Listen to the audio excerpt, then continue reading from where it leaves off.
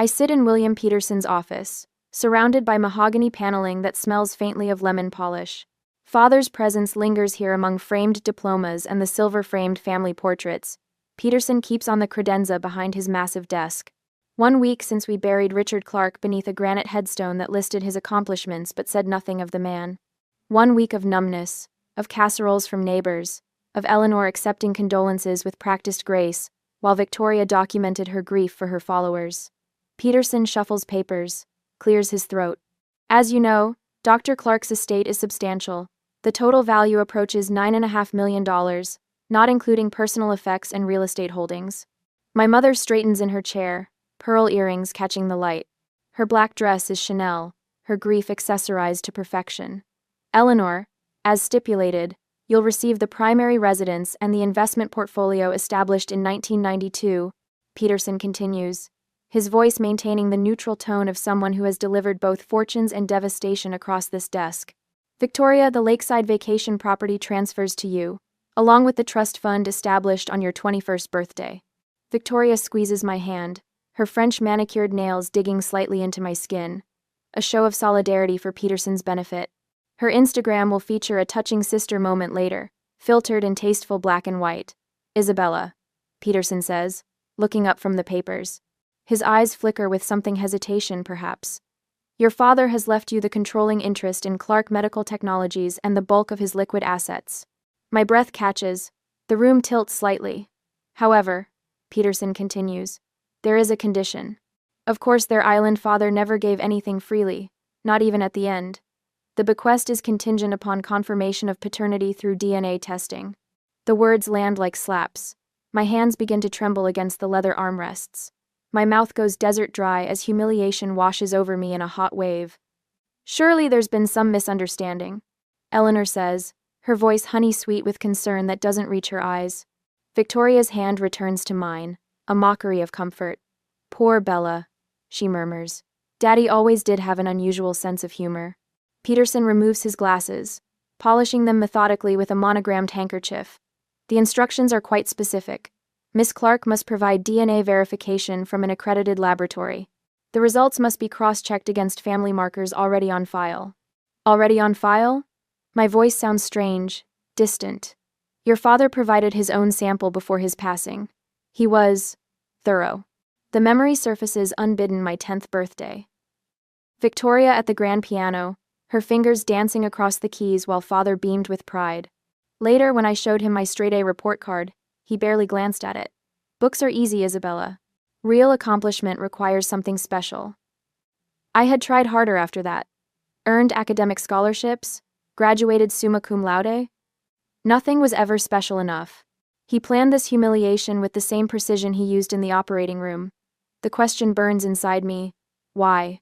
Was a lifetime of subtle rejection not enough? Did he need this final public denial? Part of me, the wounded child still seeking validation, wants to walk away, refuse the test, deny him this posthumous power. But the archivist in me, the woman who spends her days preserving historical truths, needs to know. Evidence doesn't lie. People do. I'd like to speak with Mr. Peterson privately, I say, my voice steadier than I feel. Victoria's laugh tinkles like expensive crystal. Daddy always had his little jokes, Bella. We'll sort this out as a family. The word family sounds hollow in her mouth, a designation I've never fully qualified for. Without the test, Peterson explains, his tone gentler now, the inheritance reverts to a secondary distribution plan. There would be nominal bequests to various medical charities, with the remainder divided between Mrs. Clark and Victoria. Eleanor and Victoria exchange glances, a silent communication perfected over years of Sunday brunches and charity functions. I was too busy, or too unwelcome to attend. They're already mentally spending the money, planning vacations to places where Victoria's followers will admire her curated grief against picturesque backdrops. The legal position is quite clear, Peterson continues. Without verification, you forfeit the inheritance. The stakes crystallize in my mind. This isn't just about money. It's father's final chance to reject me publicly, to confirm what he'd implied throughout my life, that I didn't belong. Without the test, I lose everything, including the chance to understand why he'd orchestrate this final act of cruelty. How long would the testing take? I ask, focusing on practical details to keep the emotions at bay. 2 weeks for results, perhaps less given the priority status I can request. Eleanor brushes invisible lint from her sleeve. William, surely there's a way to expedite matters. The foundation gala is next month, and the family should present a united front. Victoria nods. And I've scheduled the villa renovation to begin in 3 weeks. The contractor requires a substantial deposit. The door opens, and Margaret Wilson appears in the doorway, her sensible blazer and practical bob a stark contrast to my mother and sister's polished perfection. My colleague from the university archives raises an eyebrow at the tableau before her. I've been waiting outside for an hour, she says, directing her words to me alone.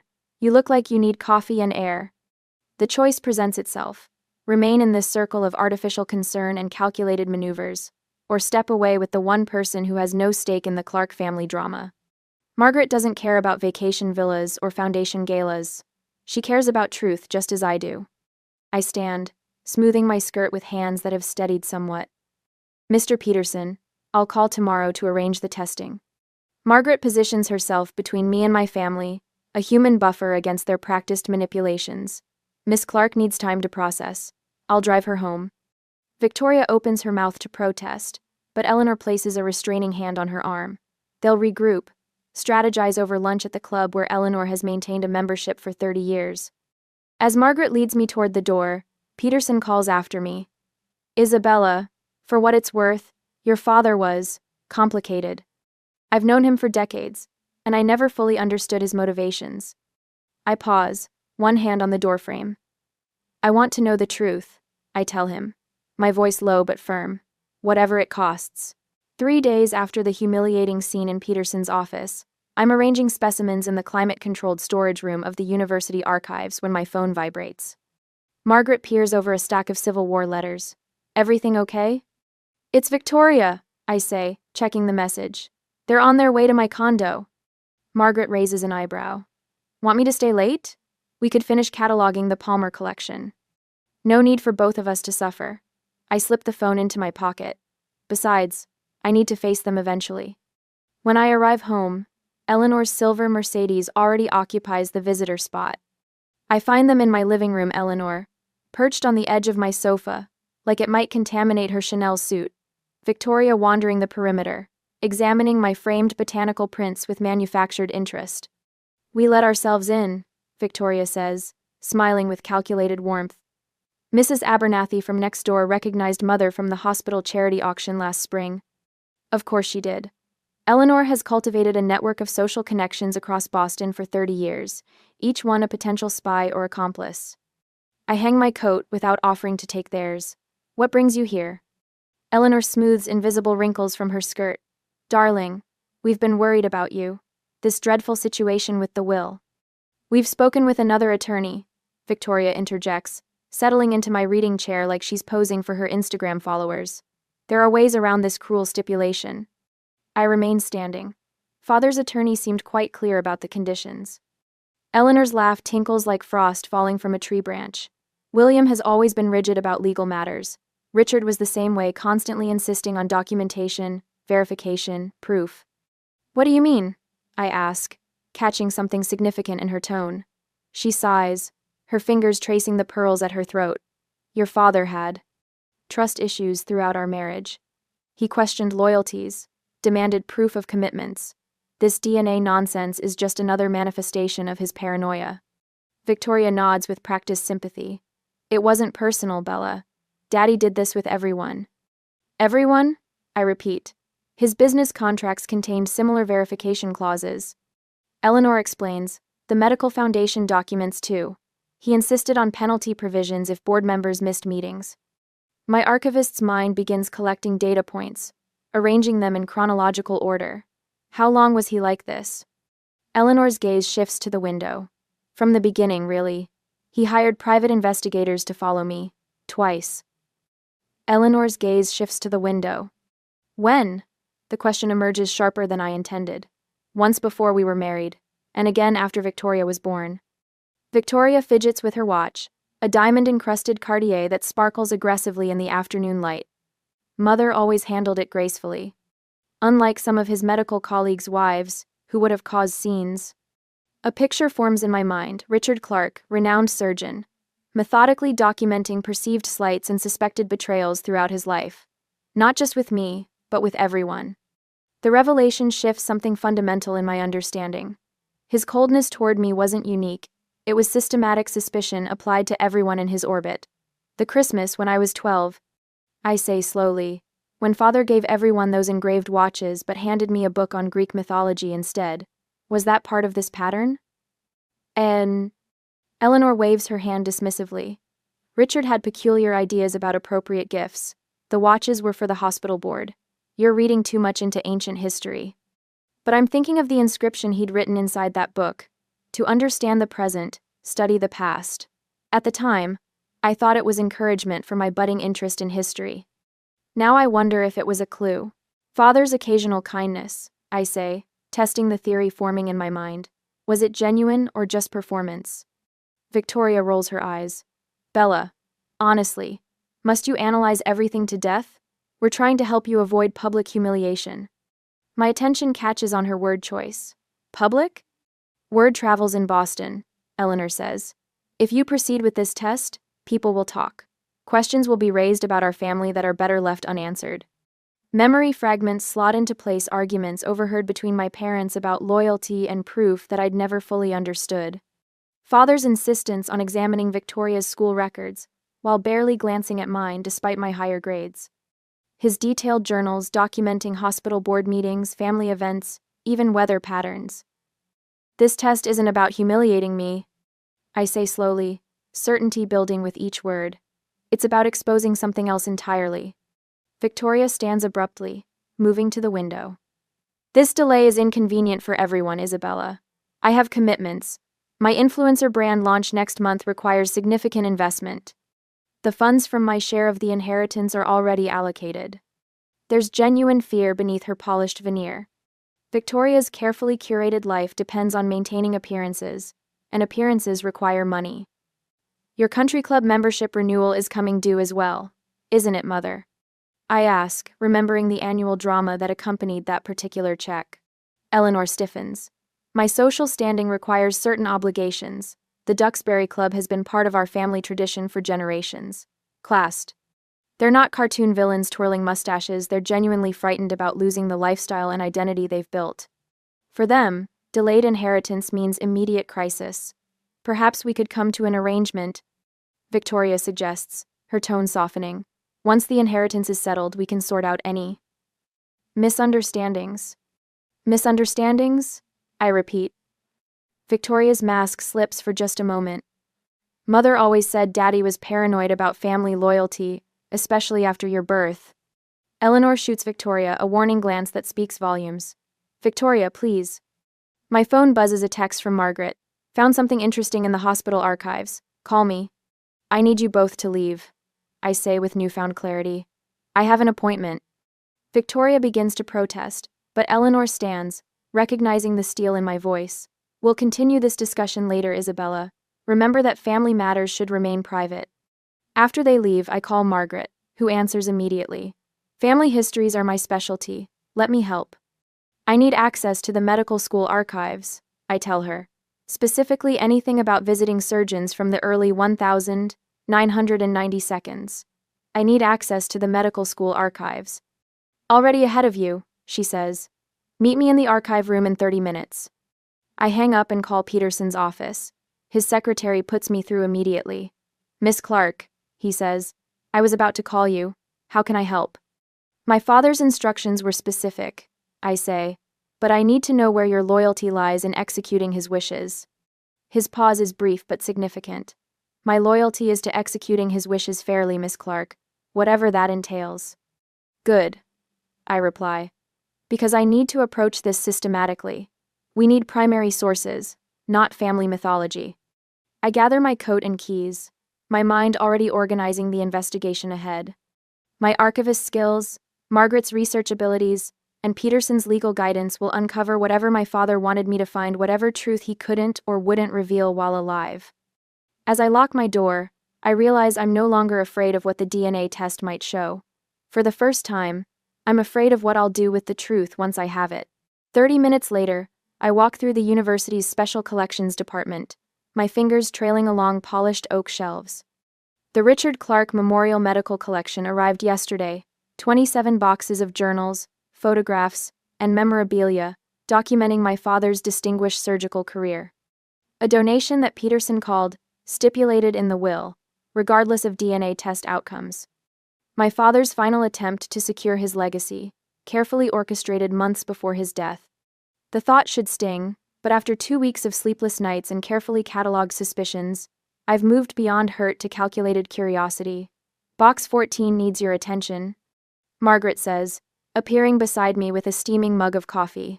Several journals from the 1,980 seconds that don't match the official donation inventory. I take the coffee, inhaling the rich aroma. Personal or professional? Personal. Very personal. Her eyes hold mine. I started preliminary cataloging and found entries that mention your mother, and someone named Laurent. The name triggers something a half-remembered argument between my parents when I was 7 or 8. My father's voice rising uncomfortably in our kitchen. Laurent's fellowship ended 15 years ago, Eleanor.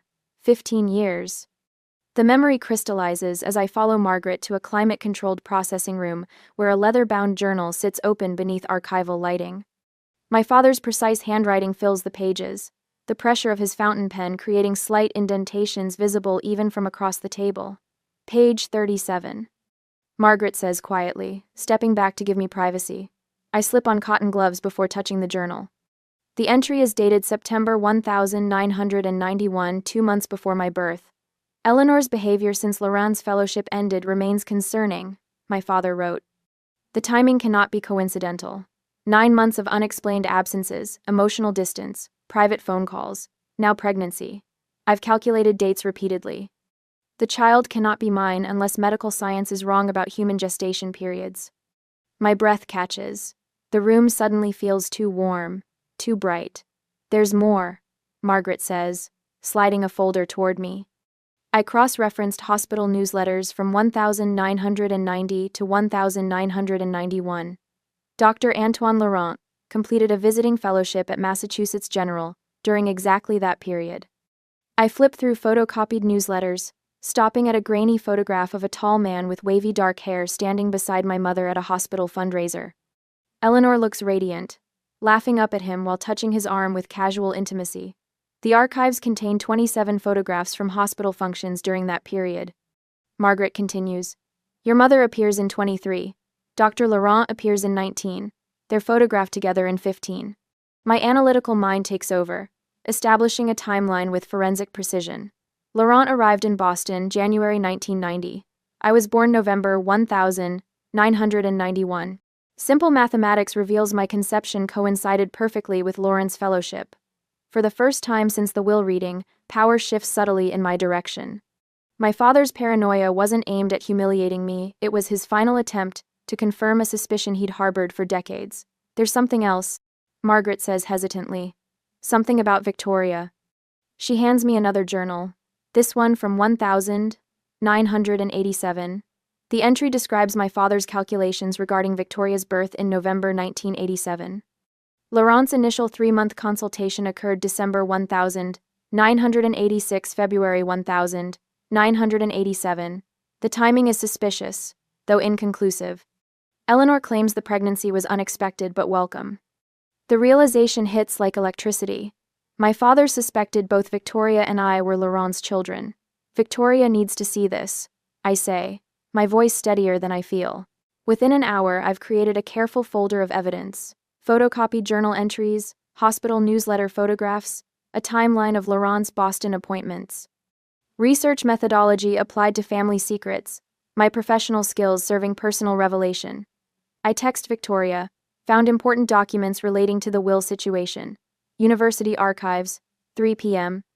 Her response arrives instantly. Can't you email them? Conference call with potential sponsors today. These need to be seen in person, I reply, adding the magic words that will ensure her appearance.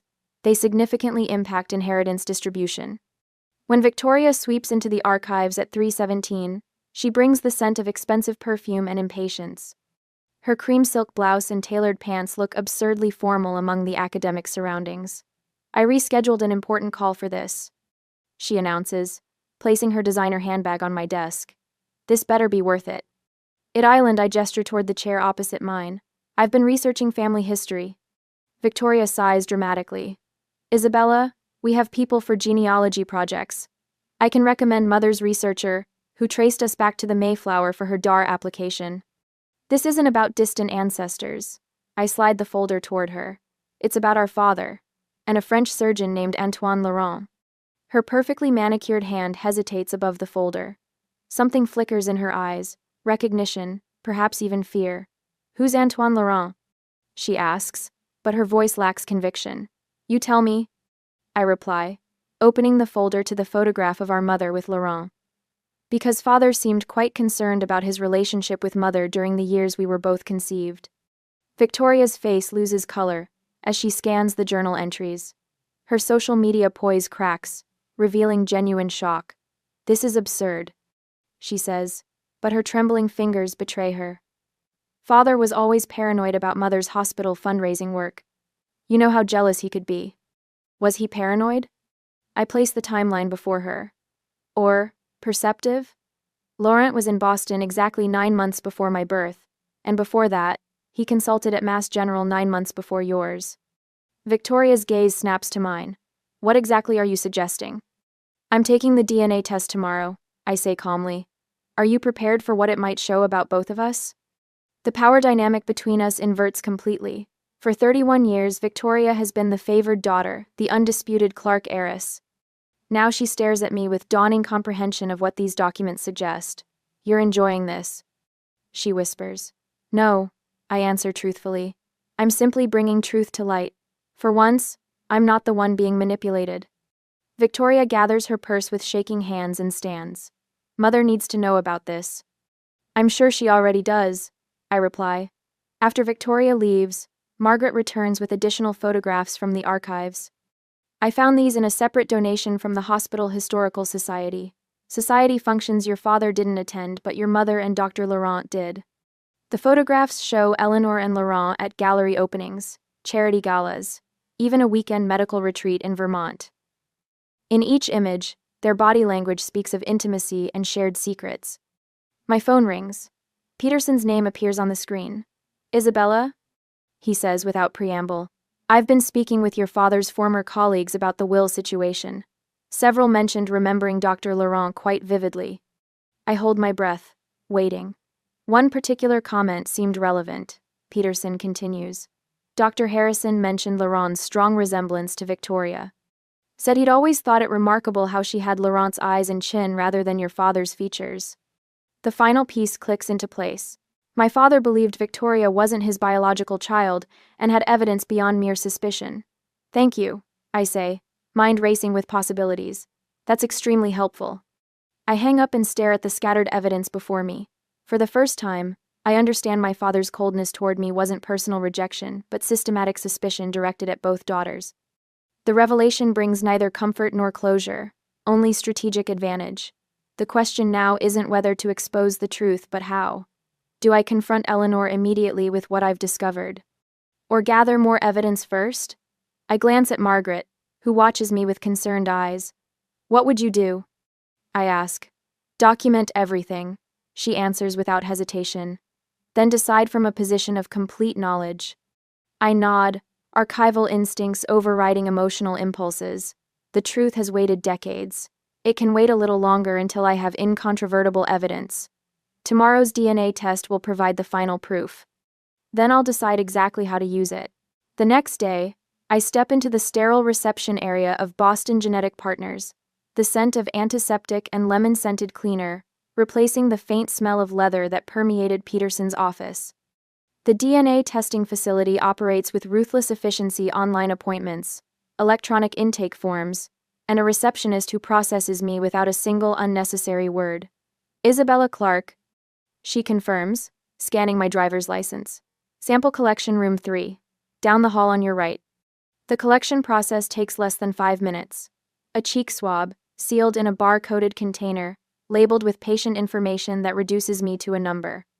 The technician, a young man with kind eyes above his mask, attempts small talk. First time doing genetic testing? I nod, watching him label the vial. Lots of people doing ancestry research these days. He offers, "This isn't about finding distant relatives," I reply. "It's about confirming the ones I already have." Back in my apartment, I spread a fresh timeline across my dining table. Dates from hospital newsletters, social registries, and medical conference proceedings create a stark pattern once arranged chronologically. I plot each point with the methodical precision I use for archive preservation projects, white cotton gloves protecting fragile newsprint as I transfer information to my growing chart. December 1986. Dr. Antoine Laurent begins surgical fellowship at Massachusetts General Hospital. January 1987. Hospital charity gala photographs show Eleanor and Antoine seated at same table. Richard absent due to emergency surgery. February 1987. 3 society page mentions of Eleanor attending events where Antoine was present. Richard appears in only one photograph. November 1987. Victoria born at Massachusetts General. December 1987. Antoine Laurent returns to Paris. Victoria had always claimed our father's focus on precision made him a brilliant surgeon but a distant parent. Now I wonder if his precision served another purpose, tracking his suspicions while maintaining the appearance of a successful marriage and family. The apartment phone rings, startling me from my concentration. Isabella. It's Margaret. Any progress with the timeline? I've established when Laurent was in Boston. The dates align precisely with Victoria's conception. My voice sounds distant, clinical, and archivist reporting findings, rather than a daughter discovering family secrets. What's your next step? Margaret asks. I need medical staff directories from the hospitals during that period. Proof they worked together, not just attended the same social functions. I can help with that. The university archive has reciprocal privileges with the medical school library. Perfect. I make a note on my growing task list. Peterson's providing the legal framework if Victoria contests the results. If? You mean when? Either way, I'll be prepared. After hanging up, I return to my timeline, adding photographs clipped from microfiche copies of hospital newsletters. In one, Eleanor laughs at something Antoine says, her hand resting lightly on his arm. Richard stands several feet away, focused on a conversation with the hospital administrator. I establish a simple network diagram connecting archivists at 3 Boston universities, Peterson's legal colleagues with estate experience, and 2 genealogists who owe me favors for research assistance. This isn't about confrontation, not yet. It's about documenting every relevant fact before anyone can challenge what the DNA results will show. My doorbell rings at 7. Margaret stands there holding a stack of folders and a bag of takeout. Thai food and hospital staff directories, she announces. I figured you hadn't eaten. We spread the folders across my living room floor, creating an evidence map that would impress the most meticulous detective. Look at this, Margaret says, pointing to a staff photo from 1990. Eleanor was on the hospital auxiliary board the same year Laurent arrived. They would have worked together on fundraising events, I confirm, adding another connection to my diagram. 3 days later, an email notification appears on my phone. Sample status update from Boston Genetic Partners. I open it, expecting confirmation that processing has begun. Instead, due to inconclusive preliminary results, we request an additional sample for verification purposes. Please contact our office to schedule a second collection appointment. My stomach tightens. I call the testing facility immediately. This is highly unusual, the technician explains. Sometimes sample contamination occurs, but what? I press. Well, sometimes when paternity is in question, we see unusual genetic markers that require additional testing. A surge of fear rises in my chest. Did Richard deliberately sabotage the test? Create false markers to prolong the humiliation even after death? I close my eyes, breath shaky. This delay gives Victoria and Eleanor time to build an alternative legal challenge, perhaps claiming emotional distress or undue influence. When I open my eyes, determination replaces fear. I schedule the second appointment for tomorrow morning. Even from the grave, he's making me prove myself. I whisper to the empty room. This time, I'll be prepared for any result. I return to my evidence wall, adding a new section for contingencies. What if both Victoria and I share Antoine as our father? What if neither of us is Richard's biological child? What if the inconclusive results are themselves evidence of something Richard discovered but never revealed? The answers won't come from emotional speculation. They'll emerge from methodical investigation documents, photographs, timelines, and finally, DNA. I need facts before feelings, evidence before confrontation. I touch the photograph of Richard accepting a medical award, his expression stern even in triumph. I'll find your truth, I promise. Whatever it island. The next day, the second DNA test goes smoother than the first. No awkward conversations with lab technicians, no explanations needed about why I'm seeking verification. Just another vial of blood drawn by a woman with efficient hands who asks nothing beyond confirming my identity. I've chosen a different company this time, more expensive, more prestigious, with a reputation for accuracy that could withstand even Victoria's legal challenges. Results typically available within 10 business days. The technician tells me, pressing a cotton ball against the small puncture in my arm. I need them faster, I say, sliding a folded check across the counter. Premium processing. Back at my condo, I spread my evidence across the dining table that has become my war room. Margaret brings coffee in the ceramic mugs we purchased during a museum conference last year. The table surface disappears beneath a timeline of fellowship announcements, hospital newsletters, and society page clippings. This is quite the dossier, Margaret says, studying the chronological arrangement. You've been thorough. Archivists are nothing if not methodical. I tap a yellowed Boston Medical Quarterly from winter 1986. Look here. Antoine Laurent's fellowship began that year and he left next year, December. The announcement mentions his specialty in cardiothoracic surgical techniques, exactly what father was known for. Margaret lifts a society page photograph showing Eleanor laughing beside a tall man with Victoria's distinctive cheekbones. The resemblance is striking. Father must have seen it too. I arrange Victoria's birth certificate beside the photo. The timeline fits perfectly. Laurent was in Boston 9 months before she was born. The doorbell interrupts our analysis. Peterson stands in the hallway, briefcase in hand, expression grim. I've prepared the legal framework for various scenarios, he says, opening his briefcase at my kitchen table. Legal documents slide out in neat folders, color-coded tabs marking different sections. Yellow if both of you are Richard's daughters, green if neither island, blue if only one of you is biologically related. You think of everything, I say. Your father taught me to prepare for all contingencies. Peterson's fingers linger on the blue folder. Isabella, you should understand the implications. If Victoria contests these results, she will, I interrupt. She's already positioning herself on social media. Poor Victoria, traumatized by Daddy's cruel will. Then we need to be ready for a prolonged fight. Peterson adjusts his glasses. The more evidence we compile now, the stronger our position.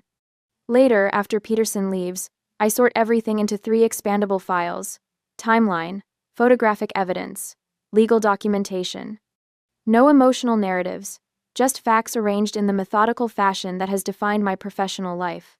This isn't about hurt feelings anymore.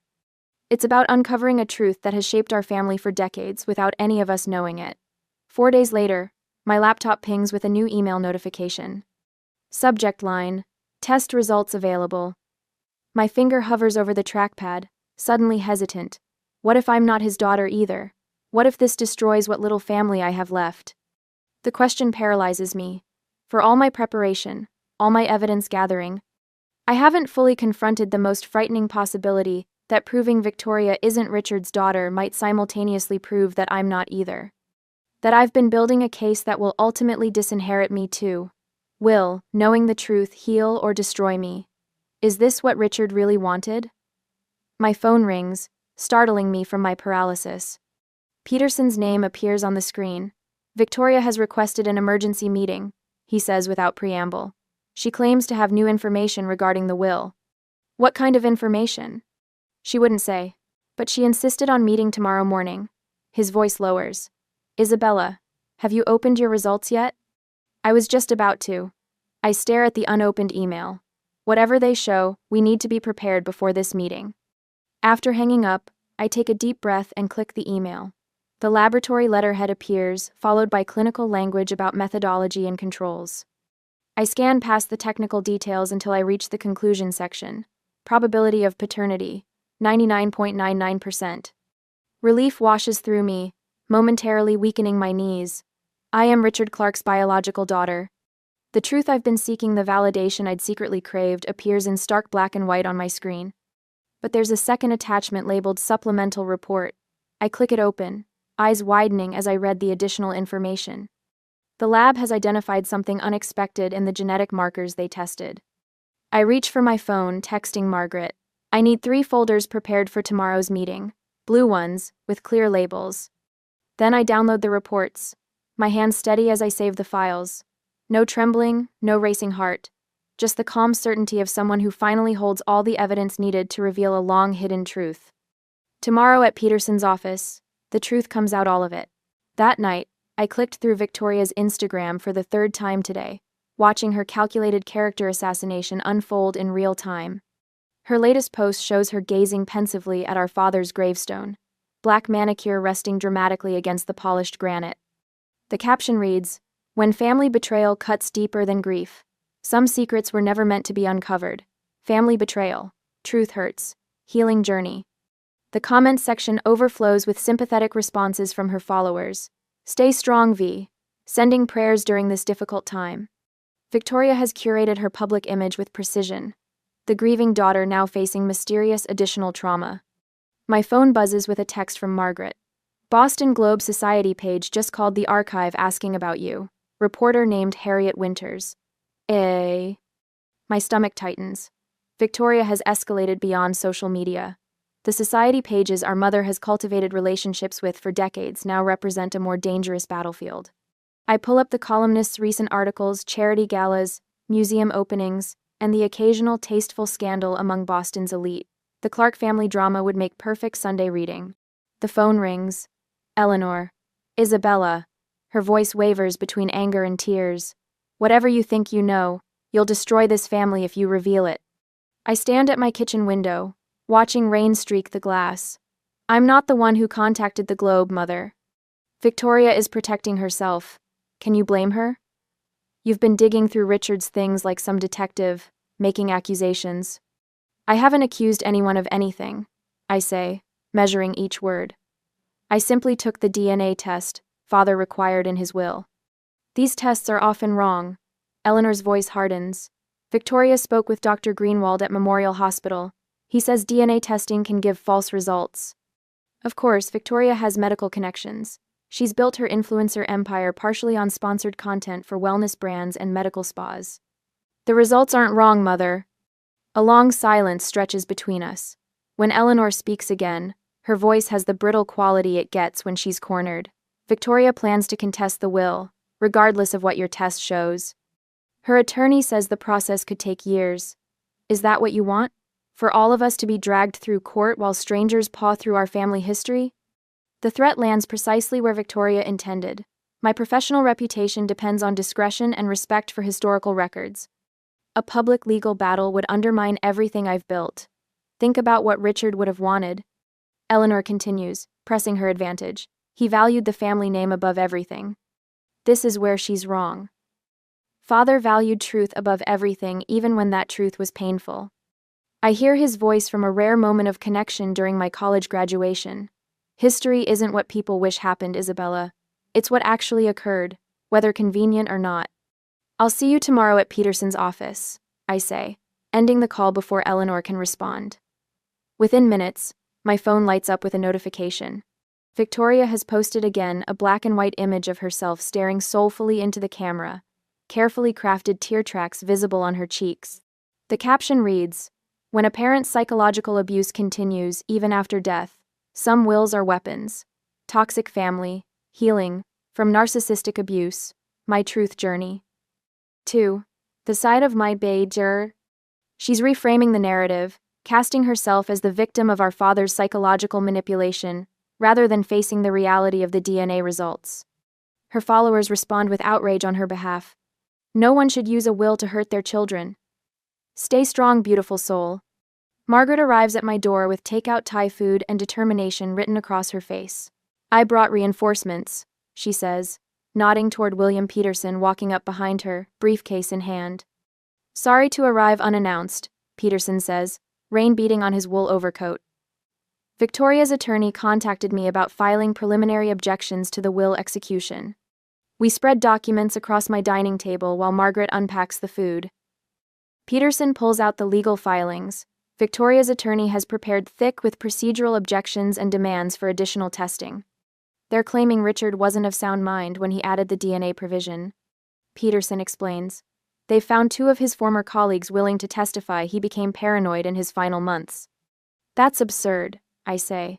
He was operating until 3 weeks before his death. Peterson nods. I know, but they're creating a paper trail to delay everything. It's a standard tactic. Margaret lays out the files we've assembled: hospital newsletters showing Eleanor and Antoine Laurent at events, society page clippings, the DNA test results. We need to present all of this formally. No more piece-by-piece revelations. Peterson reviews our evidence with professional detachment. This is extraordinarily thorough, Isabella. You've documented everything with precision. I'm an archivist, I remind him. Documentation is what I do. My phone lights up with another call from Eleanor, which I decline. Seconds later, a text appears. Victoria says she'll drop everything if you agree to split the estate 50/50. Please be reasonable. Plus. I show the message to Peterson. That's an interesting development, he says. She knows she has no legal standing. She's afraid, Margaret observes. The DNA results must have shocked her. Peterson opens his briefcase and extracts another folder. I obtained this today. The complete results from both testing companies, including the supplemental analysis. I scan the documents, pausing at a highlighted section. Subjects share maternal DNA markers only, no paternal markers in common. Victoria and I have different fathers. There's something else, Peterson says quietly. Victoria received a preliminary report 3 days ago. She's known since then. The realization hits me like a physical blow. While Victoria was posting about family betrayal and psychological abuse, she already knew the truth. She wasn't processing shock, she was conducting a preemptive public relations campaign. She's trying to control the narrative, Margaret says, echoing my thoughts. If she portrays herself as the victim of Richard's posthumous cruelty, she preserves her image even if the truth comes out. I flip through the supplemental report, absorbing the technical details that confirm what Richard apparently suspected for decades. I was his biological daughter. Victoria was not. I'll need all of this organized for tomorrow. I say, professional focus overriding emotional reaction. Everything chronological, with the most crucial evidence highlighted. Margaret squeezes my shoulder. I'll stay and help. We'll make duplicates of everything. Peterson stands to leave. Isabella, are you certain you want to proceed with the full revelation? Victoria has made it clear she'll fight this publicly. I think of Victoria's calculated Instagram posts, the society columnist preparing to feast on our family secrets, Eleanor's frantic attempts to preserve appearances. For 31 years, I've lived in the shadow of their carefully constructed reality. I'm not coming to argue. I tell Peterson, I'm coming with evidence that can't be disputed. After Peterson leaves, Margaret and I work late into the night, organizing documents, highlighting key passages, creating a timeline that traces Eleanor's relationship with Antoine Laurent alongside Victoria's birth. Every piece fits together with the neat precision of historical fact rather than family mythology. You know what bothers me most? I say as we finish the final presentation folder. It's not that Victoria isn't Richard's daughter. It's that they've known or at least suspected all along. Every time they made me feel like I didn't belong, they were projecting their own secret. Margaret pauses in her labeling. Tomorrow you reclaim your story. The real one, not the version they've been telling. I place the final document, the DNA comparison showing Victoria and I share only our mother's genetic markers, into the folder. Tomorrow, the truth my father orchestrated from beyond the grave will finally emerge, changing everything about the family narrative Victoria and Eleanor have controlled for decades.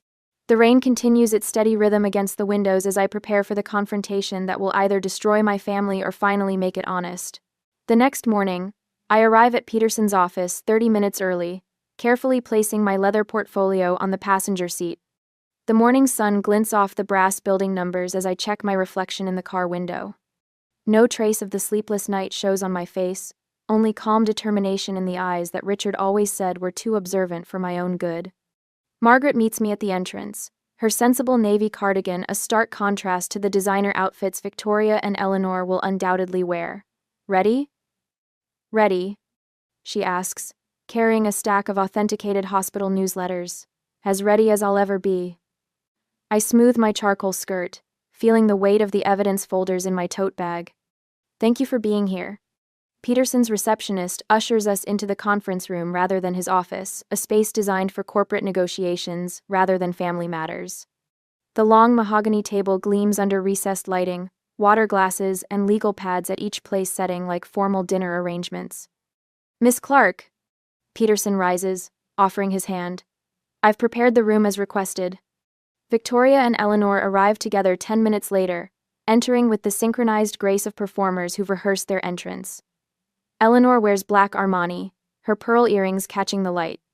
Victoria has chosen cream linen with gold accessories, the picture of wounded innocence for her inevitable social media documentation later. Their practiced smiles falter when they notice Margaret arranging documents at the far end of the table.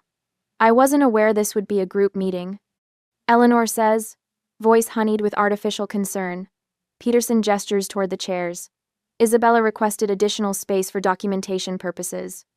I wait until everyone is seated before distributing the folder's thick manila envelopes with neatly labeled tabs. My hands remain steady, my archival training evident in the precise organization of each document. "What's all this?" Victoria asks, not opening her folder. "Evidence," I say simply. "Everything properly authenticated and dated." Eleanor opens her folder first, skimming the contents with practiced nonchalance until she reaches the highlighted section of the DNA report. Her fingers freeze on the page. Victoria, watching her mother's reaction, finally opens her own folder. The color drains from her face as she reads the words "maternal match only," highlighted in yellow. "These tests are often inaccurate," Eleanor says, voice rising slightly. "We should get second opinions." "William, surely you understand the importance of verification in legal matters." I remove a second folder from my bag. I anticipated that response. This contains results from a different laboratory, same conclusion. Peterson clears his throat. "I've reviewed both reports. They appear scientifically sound and legally admissible." Victoria slams her folder shut. "This is ridiculous. Some laboratory error doesn't erase 34 years of family history." "It's not just the DNA," I say, opening my portfolio. "Margaret has helped me compile a comprehensive timeline." Margaret slides the first document across the table, a hospital staff directory from 1986 to 1987. Dr. Antoine Laurent served as visiting cardiovascular surgeon at Boston Memorial from December 1986 through December 1987. I point to the highlighted entries. Victoria was born in November 1987, exactly 9 months after the hospital gala in February. Eleanor's hand trembles slightly as she reaches for her water glass. The DNA results show that Victoria and I share maternal DNA, only different fathers. I continue, my voice steady. "I am Richard Clark's biological daughter. Victoria is not."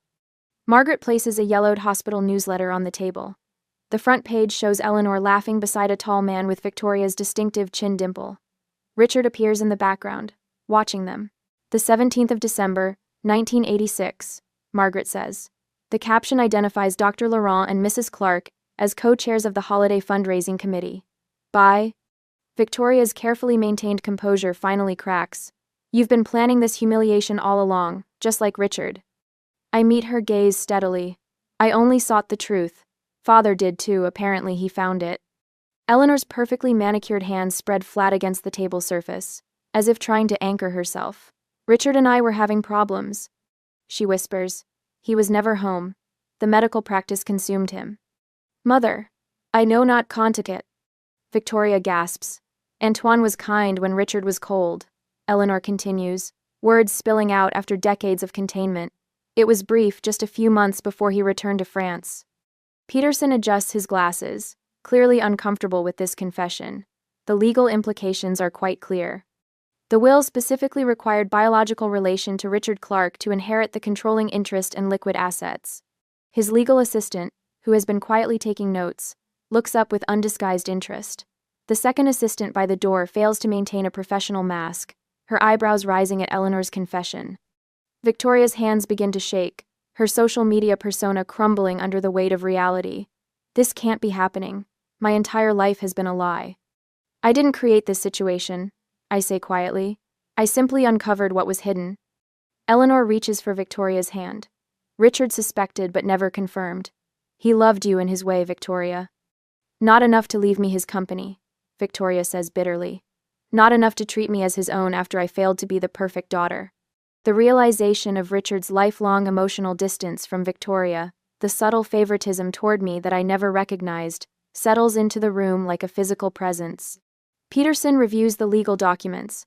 According to the will's conditions, Isabella is confirmed as the sole heir to Clark Medical Technologies and the specified liquid assets.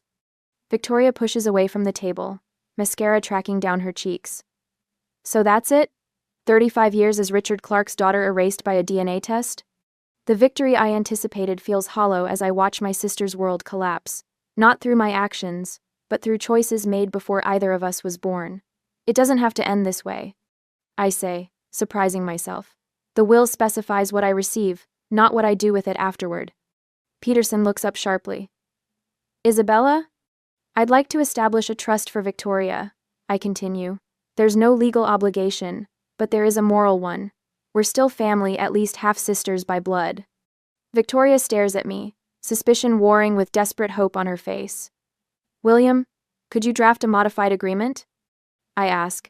I'll retain controlling interest in Clark Medical, but provisions should be made for both Victoria and Eleanor. Peterson nods, professional demeanor returning. I can prepare the necessary paperwork. Eleanor's perfect posture finally breaks as she slumps slightly in her chair. Why would you do this, Isabella? After everything? I gather the DNA reports, slipping them back into my folder with an archivist's care. Because Richard Clark's final lesson wasn't about DNA or inheritance. It was about the difference between legal family and chosen family. I close the portfolio. I'm choosing to be better than his example. Victoria wipes her tears with trembling fingers. I don't understand you, Bella. For the first time in my life, I see my sister clearly not as the golden child or the social media star, but as someone as damaged by Richard's manipulations as I was. You don't have to understand me, I reply. Just know that some connections go deeper than DNA or legal documents. Peterson begins outlining the terms of a new agreement, as Margaret quietly collects the hospital newsletters and photographs. Evidence no longer needed, now that truth has replaced suspicion. The weight of Richard's posthumous game lifts from my shoulders. In seeking to control us from beyond the grave, he instead gave me something unexpected, the freedom to define family on my own terms. A year after the revelation, I stand in what was once my father's office at Clark Medical Technologies. 1 month after the DNA revelation turned our family inside out. The mahogany desk, smaller than Peterson's but no less imposing now, bears my papers instead of Richard's. Through the floor-to-ceiling windows, Boston spreads before me, autumn painting the common in fiery reds and golds. Miss Clark? My assistant knocks softly. The board members are waiting in the conference room. A year ago, those same board members barely acknowledged my existence at Foundation events. Now they seek my approval on quarterly projections. The irony isn't lost on me. Tell them 5 minutes, please. I close the folder containing Victoria's latest email, terse, but without the manipulative undertones I've learned to recognize. She left Boston 3 weeks after the revelation, her Instagram suddenly silent before resuming with carefully curated California sunsets. No family photos, no references to the Clark legacy. Just Victoria reinventing herself 3,000 miles from the truth. Eleanor sold the main house within 2 weeks, moving to a Beacon Hill condo that could fit inside the original home's grand foyer. Our weekly lunches remain awkward affairs filled with weather observations and halting attempts at deeper connection. Yesterday, she mentioned Antoine's name without flinching. Progress, perhaps. Need help sorting those? Margaret asks from the doorway, gesturing toward the banker's box of personal items I've been avoiding. What would the archivists say if they knew I was procrastinating on proper documentation? I attempt a smile. Margaret pulls up a chair. They'd say personal archives are the hardest to catalog objectively. Together we sift through the remnants of Richard's private life photographs, medical conference badges, handwritten notes in margins of journal articles. Margaret pauses, holding up a folder labeled Family Records Confidential. Isabella, look at this. Inside, medical records dating back 30 years, genetic screening. Richard underwent long before Victoria or I knew anything about DNA testing. He knew, I whisper. He confirmed it decades ago. And still kept you both close, Margaret observes. That's something, isn't it? The realization settles over me. I spent years seeking validation from a man who knew the truth all along. The words taste bitter, then oddly freeing. He could have spared us all this drama. Or maybe this was his way of forcing the truth into the open, Margaret suggests. You're an archivist. You understand better than most how buried truths eventually surface. 6 months later, I stand before the Clark Medical Technologies executive team, presenting acquisition projections with a confidence that would have been impossible before. My father's awards, which once dominated this boardroom, now hang in the medical school lobby, donated with Eleanor's blessing. I kept only one photo. Richard holding infant me, his expression unreadable but his grip protective. The company has flourished under my leadership, stock prices rising steadily. The board members who once spoke over me now lean forward when I speak. The transition wasn't seamless. Two resigned in protest initially, but the remaining leadership recognized what Richard apparently saw. I am my father's daughter in all the ways that matter. My phone buzzes with a text from Victoria. Call when you have time, no rush. Our relationship exists now in occasional emails and brief phone calls. The pretense is gone, replaced by something cautious but genuine. Last month, she asked about our childhood summer vacations, wondering aloud if her memories had been rewritten to fit a narrative. Eleanor has been unexpectedly forthcoming during our monthly dinners. She speaks of Richard's emotional absence, of Antoine's kindness during a difficult period in her marriage. He noticed me when Richard only saw his work, she explained, twisting her napkin. It wasn't just physical. He valued my thoughts when your father couldn't hear them. I established the Laurent Medical Scholarship for French exchange students last quarter, a quiet acknowledgement of complicated truths. Victoria called after the press release, her voice uncharacteristically vulnerable. Thank you, she said simply, for not erasing him. 2 years after Richard's death, I stand alone at his grave, early morning mist wrapping around the granite headstone. The cemetery is silent except for distant traffic and birdsong. I place white lilies against the stone, their perfume sweet in the autumn air. You thought this would destroy us, I say quietly, but it forced us to build something real instead. The Clark Family Foundation launches next week, its mission supporting children separated from biological parents. Eleanor will serve as honorary chairperson, her idea, surprisingly. Victoria contributed to the website design remotely. Neither relationship is healed completely, but the foundation gives us neutral ground to rebuild. Family is more than biology. I practice my opening lines for the foundation launch. It's truth, even when painful. It's choosing connection when lies would be easier. A breeze stirs the cemetery trees, sending golden leaves spiraling down around me. I run my fingers over my father's engraved name, feeling neither the anger that consumed me in Peterson's office nor the vindication that followed the DNA revelation. Instead, I find something unexpected: gratitude. You gave me an unexpected gift, Father, I whisper. Freedom from pretense and the chance to build authentic connections. Walking back to my car, I realized the most valuable inheritance wasn't controlling interest in the company or the financial security that came with it. Sometimes the most precious inheritance isn't what's in the will, it's the truth that sets you free.